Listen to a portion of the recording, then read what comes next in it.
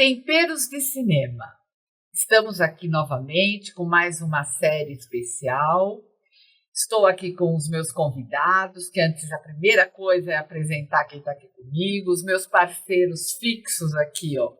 Rafael, jornalista e crítico de cinema. Obrigada por estar aqui comigo sempre, Rafael. Poxa, eu que agradeço, Fátima, o seu convite. É sempre muito bom estar aqui, bater esse papo, né? E sempre com convidados. E a gente não só traz um pouco do que a gente sabe, mas a gente também adquire muito conhecimento aqui nessa roda. Então, muito obrigado mais uma vez pelo convite. Ai, muito obrigada mesmo. É uma troca, né? Uma troca. Sandra, minha parceira de sempre, desde o início do projeto, né? Para quem não está vendo o vídeo, só está ouvindo, os dois estão de verde, os dois bonitinhos aqui, ó. Você está do mesmo lado, né?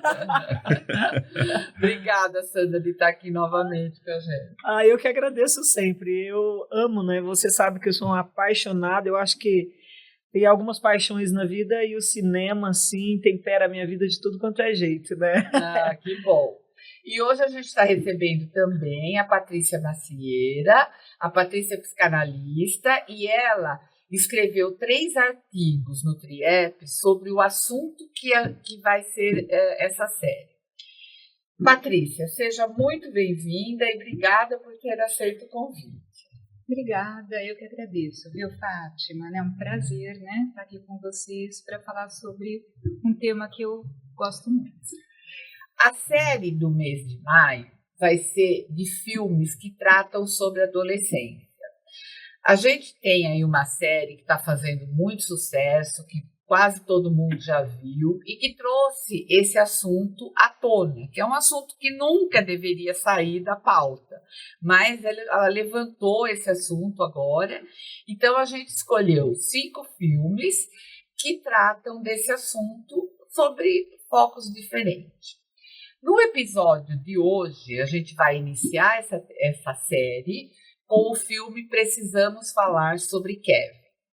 Esse filme, ele fala da adolescência, ele trata de questões assim como a maternidade, a culpa, a violência, a origem do mal também. Então ele é muito forte. É um filme, ele é baseado num livro do mesmo nome, mas ele é muito interessante, né? E ele tem uma narrativa não linear. Ele volta para o passado, retorna ao presente. Eu particularmente gosto muito desse tipo de linguagem, né? Então, aqui o nosso crítico de cinema, Rafael, fala mais aí sobre o filme, o ano, o diretor, enfim, toda aquela informação que eu deixo para você para não passar vergonha. É isso. Eu acho um filme muito interessante.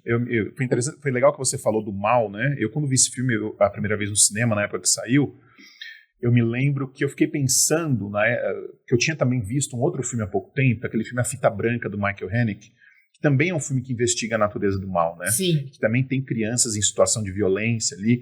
E a gente sai pensando, né? Da onde nasce o mal, né? Porque o filme não dá essa resposta claramente pra gente. Não. Às vezes ele parece ser um pouco maniqueísta e nos dizer o seguinte, olha, o filho ele é assim porque a mãe, de alguma forma, fez alguma coisa de muito errado, de que ela não desejou ele, e como se fosse uma praga que estivesse se voltando contra ela. Né? O filme acaba permitindo essa leitura, mas eu acho que é um pouco mais complexo. Eu acho que a situação é um pouco mais complexa. E a diretora do filme, a Laine Ramsey, ela está acostumada a fazer filmes pesados. Talvez esse seja o mais pesado dela, mas ela já tinha feito filmes. O primeiro filme dela, o Ratcatcher, que é um filme que ela fez na Inglaterra nos anos 90, é um desses filmes extremamente pesado.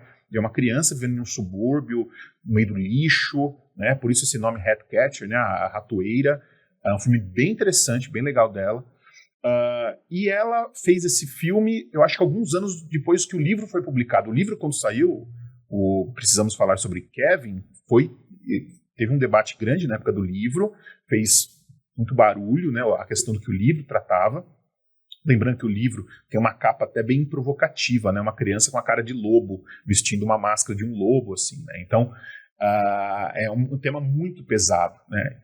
E não só naquela época, ou até antes, como hoje, A gente sabe que nos Estados Unidos houve uma epidemia de massacre em escolas, né? Sim, Então, assim, era um tema que estava borbulhando. A gente teve filmes que trataram disso antes também. O Elefante, do Gus Van Sant, que eu acho um grande filme. E esse filme, ele termina com isso, né? Ele termina mais ou menos explorando essa, entre aspas, essa praga de massacres, crimes, violência dentro de escolas, que é um lugar que não deveria ter isso, né? Mas esse filme, eu acho que a diferença dele, isso já vem do livro, é trazer isso para a esfera materna. Eu acho que é aí que está o lance da questão.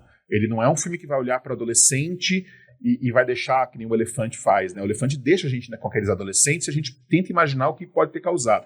Aqui não, aqui a gente está vendo o filme principalmente pelo olhar materno, pelo olhar da mãe. Acontece dentro da casa, Dentro né? da casa. Dentro da casa. Tudo, o cenário principal é a casa. É a né? casa. O filme E vai quando sai mostrando pra vários escola, sinais durante o filme que você vê, não, alguma coisa vai dar errado. Eu queria só comentar uma coisa, e eu acho que a Patrícia pode ajudar a gente a iluminar essa discussão, que eu acho que vai muito pelo lado da psicanálise. A questão da cor vermelha, ela chega até a ser opressiva em alguns momentos no filme. O filme começa com uma guerra de tomate em que a mulher está banhada no vermelho, né? Como se fosse um corpo banhado em sangue.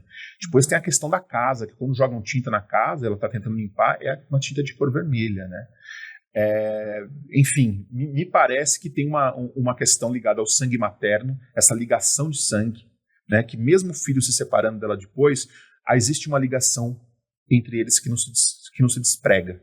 É como se se aquela ligação materna, sanguínea, fosse uma coisa que a perseguisse. Não sei, estou fazendo uma leitura possível, tá? Mas isso é uma coisa que me pega muito no filme. Então, jogando para a Patrícia mesmo, né? Respondendo essa questão que o Rafael citou, e uma coisa que me incomodou bastante nesse filme, assim, não incomodou, mas me deixou em dúvida, né? Até que ponto o comportamento de uma criança é produto da genética, da natureza ou do convívio social, familiar? Eu acho que essa é uma pergunta que a gente tem como sociedade, né? Que eu acho que o filme traz essa inquietação mesmo. Né? Da onde que vem isso? Né? Como é que se produz esse tipo de comportamento, essa agressividade? Que eu acho que o vermelho está trazendo isso, né? Tá sempre lembrando, olha, a agressividade está aí. Né? Nós temos isso dentro de nós. Né? Essa que é a questão, como lidar com a agressividade. Né? Então, eu acho que é uma questão central mesmo, essa, da onde que vem. Né? A genética a gente carrega, né? E a gente sabe que a genética tem uma força, dependendo do quantum que a gente tem de determinada, né, de ter uma questão genética, isso pode aflorar mais ou não. Ou a gente pode só carregar essa carga genética e algumas coisas nem aparecerem durante toda uma vida. Então, vamos pensar, né, a psicanálise está sempre pensando o quanto que o ambiente é mais.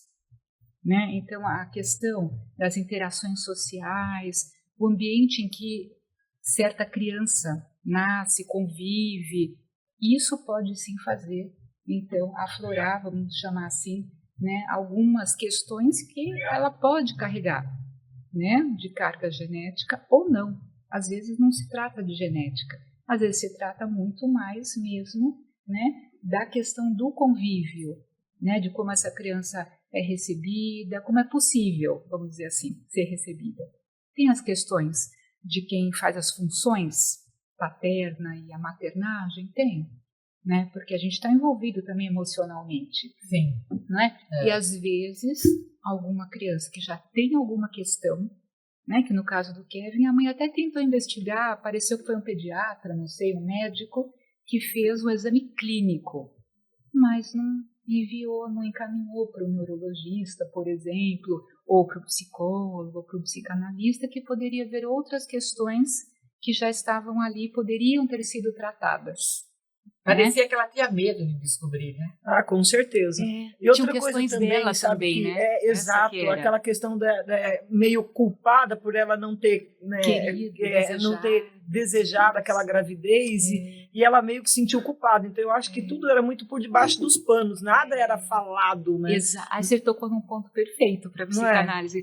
O título é Precisamos falar sobre Kevin, mas ninguém fala. Ninguém falou em nenhum momento. Exato. Então, faltou até a negação do pai, né? Faltou muito, né? Aquela questão do pai, sei lá, ele aceitar a mãe, né, com aquele problema, porque ela era depressiva, não é? Exato, então, exato. Se pudesse ter sido tratado isso desde a gestação, né? Tudo bem, acontece às vezes, a pessoa não está desejando, acontece, mas pareceu um movimento depressivo o tempo todo. Então, ela não conseguiu cuidar dela e não conseguiu cuidar do bebê no sentido de estar disponível emocionalmente.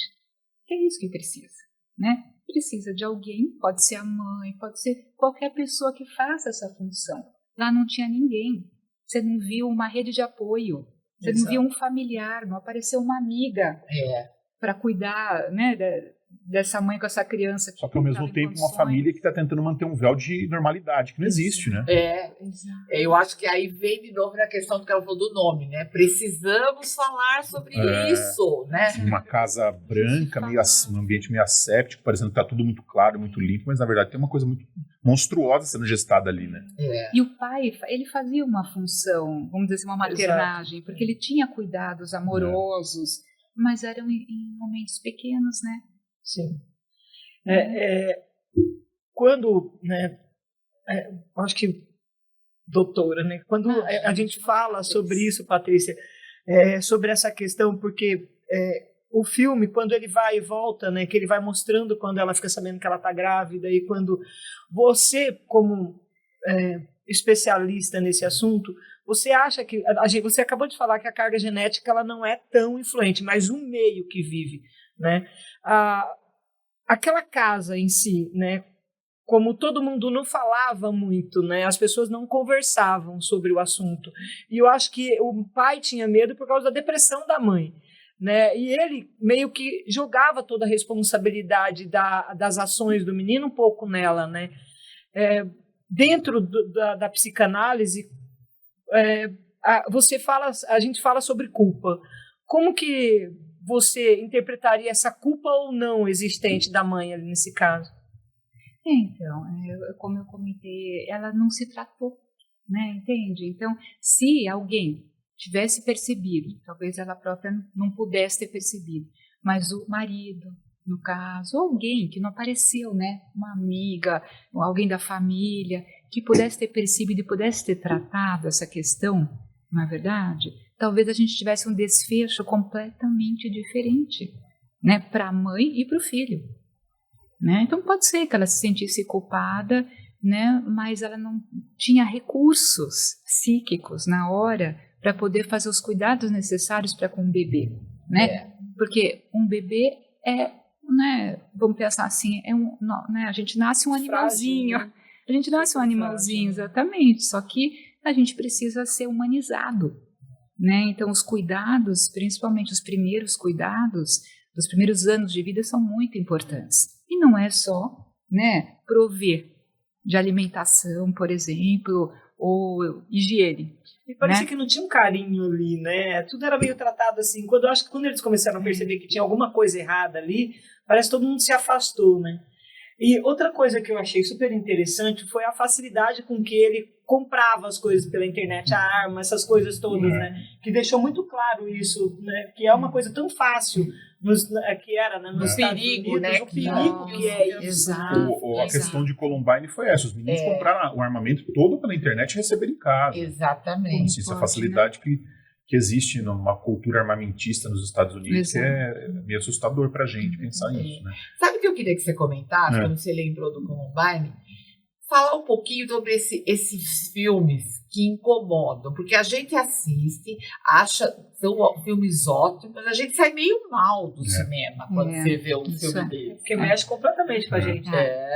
Então eu queria que você comentasse um pouco isso do lado do cinema. Eu acho que tem um componente interessante aí, que você vê esses filmes, ainda que sejam diretores sempre diferentes, né? Você vê, por exemplo, eu falei da Lauren Ramsey, você tem o Gus Van Sant, mas você tem outros diretores que exploram, o Michael Haneke, que também explora muito essa questão do mal, né? Questionando de onde vem esse mal da sociedade. Mas tem um componente que eu acho que nos aproxima, que é sempre um tratamento de distanciamento. Ele nunca explica esse personagem com uma profundidade maniqueísta ou, digamos, hollywoodiana com a qual a gente está acostumado, né, de dourar a pílula no sentido psicológico. Não estou criticando a psicologia, pelo amor de Deus, não é isso, mas é um recurso dramático em que você permite o espectador ver o interior do seu personagem. Esses cineastas, eles não jogam com isso, eles colocam esses personagens em um nível de mistério, em um nível de que existe uma existência misteriosa que a gente não é capaz de explicar, né? Sempre tem uma barreira entre nós e eles, entendeu? Eu acho que vai muito nessa linha. Eu acho que, por exemplo, no filme Elefante, você não tem uma explicação, a gente acompanha os atos e os movimentos, mas a gente não consegue concluir por que aqueles meninos fizeram aquilo.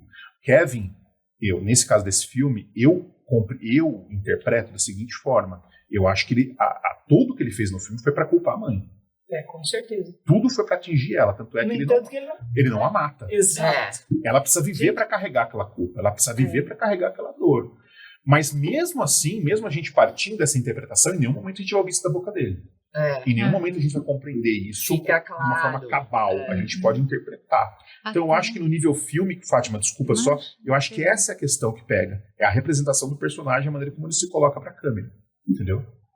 Até não só fazendo, né, um parênteses, né, quando você fala disso, né, que a gente não sabe e ele não explica, quando a mãe pergunta no final para ele, né, por quê? Exatamente. Ele diz assim: eu penso que eu sabia, agora eu não sei mais.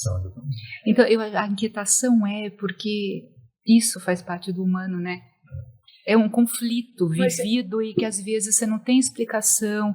E eu acho que essa questão, a gente também se vê, meu Deus, então poderia acontecer em qualquer família. Você pegou um ponto. Esse tipo de coisa difícil. Desculpa, Sandra. Pode falar. Será que essa coisa da gente de responsabilidade, de procurar as coisas na mãe, ela é assim, ela é assado, não é uma forma da gente se livrar e falar, não, mas comigo não aconteceria? Eu acho que sim, eu acho que é uma forma de defesa, né? Da gente se sentir, como você fala, eles e nós. Né? Você sabe que é engraçado, Patrícia? Eu tenho um filho de 39 anos, né? Quando ele era mais jovem, quando ele era adolescente de 9, 10, 11 anos, ele me dava bastante trabalho, muito trabalho. Sabe aquela coisa? E assim, um dia eu cheguei a comentar com meu marido, eu falei assim, eu não sei, ou ele vai acabar morto, por causa das atitudes dele que impensadas, por exemplo, ele saltava do muro de 3 metros para pichar, quando ele estava pichando, né? Que ele era um adolescente super rebelde. Então, um dia eu falei para meu marido, ou ele vai acabar morto ou a gente tem que fazer alguma coisa muito séria e agora. E meu marido olhou para mim e falou assim, você tá maluca. Você tá maluca. Ele não é assim, isso é coisa de adolescente. Entendeu? Então, isso, naquela época, hoje, vendo ele como né, como um homem bem-sucedido, casado, com família, mas, assim, eu acho que ainda, eu olho para ele, eu sempre falo com ele, né? Tem algumas coisas lá no fundinho que a gente não conseguiu descobrir o que era e hoje ele se trata, entendeu? Mas naquela época eu via muito claramente, assim, sabe, o perigo que era. Então, e você fez uma intervenção, alguém precisa fazer. A gente precisa fazer alguma coisa, né? Vocês conversaram como casal, exatamente, precisamos falar sobre isso. Você falou. Como foi difícil, né? Eu acho que aí é uma mudança, né? Quando acontece isso.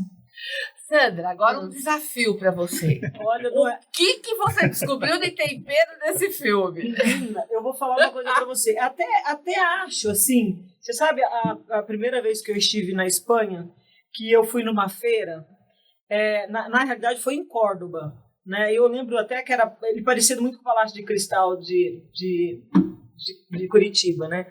E essa feira ficava dentro desse Palácio de Cristal. E eu vi ao vivo uma pessoa fazendo um gazpacho, né? E pegando aquele tomate e amassando com a mão, sabe? E ele amassava com a mão e misturava com o pão, né? Aquilo me deixou assim, me trouxe muito quando eu primeira cena do filme, né? Que ela entra naquela guerra de tomate, literalmente, né? A tomatela, né? E, óbvio, não tem como você não fazer uma associação com o gazpacho, né? Que o espanhol, ele usa muito gazpacho, muito tomate nas receitas. E me lembra muito isso, porque ao mesmo tempo que tem a suavidade, né? O sabor cítrico do tomate, mas tem o doce também, né? Então você olha para aquela criança doce e ao mesmo tempo, sabe, ele tentando manipular todo mundo ali, né? E eu falo isso, quando você experimenta, você não se você se surpreende com a potência que tem aquela sopa, né? Que é aquela entradinha, que é esse gazpacho. E eu gosto muito. Nossa, eu sou fascinada. Lembrando que a Sandra não vai passar a receita aqui, mas a receita vai estar completa no blog do Temperos, no YouTube, até no Instagram. Estou colocando a receita agora. Não tem como você não... Aí você sabe que eu até daria um toquezinho, né? Eu colocaria ali uma malite, sabe? Sabe, para dar aquele tempero mais forte. Uma coisa filme. Mais pesadinha. Nossa, mais pesadinha, assim, com certeza. Gente, o gazpacho, ele descreve muito bem o sabor desse filme. Me surpreende, né? Nossa, que final. Então, muito obrigada a vocês, meus convidados, obrigada para você que está ouvindo, que está assistindo. Lembrando que toda semana a gente tem um episódio novo, comentando um filme novo. E esse mês a gente está com essa série sobre filmes que tratam da adolescência. Rafael, fale aí os seus contatos para quem quiser trocar uma ideia com você. No Instagram é @RafaelAmaral82. Né? Já denunciei minha idade aqui, gente, mas tudo bem, não tem problema nenhum. Se você quiser me encontrar no meu site, onde tem muita coisa que eu escrevo, é palabrasdecinema.substack.com, lá tem todo o meu trabalho. Então, esses dois caminhos acho que são os mais fáceis. Para quem for fazer o gazpacho, tiver dúvida, a Sandra passa isso. Bom, gente, vocês me encontram, né, nas redes sociais também, todas, né?